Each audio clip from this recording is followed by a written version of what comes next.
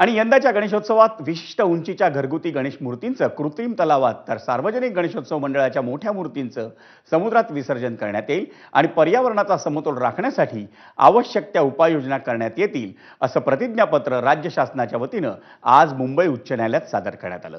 त्यामुळे उंच गणेश मूर्तींचं समुद्रात विसर्जन करण्याचा मार्ग आता मोकळा होणार आहे।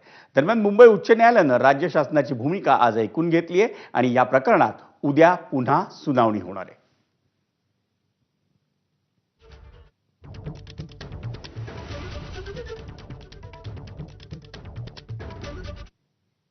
बघा त्या संदर्भात राज्य शासनाचे वकील प्रसन्न कुट्टी यांनी नेमकं काय म्हटलंय। राज्य शासनाने कडून विसर्जनाबद्दल पॉलिसी अपेक्षित होती।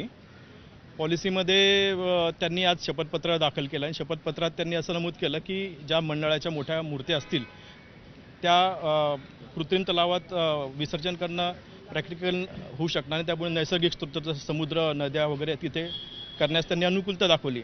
आज प्रकरणावर सुनावणी झाली आणि याच्यावरती उहापोह झाला। वळूयात पुढे।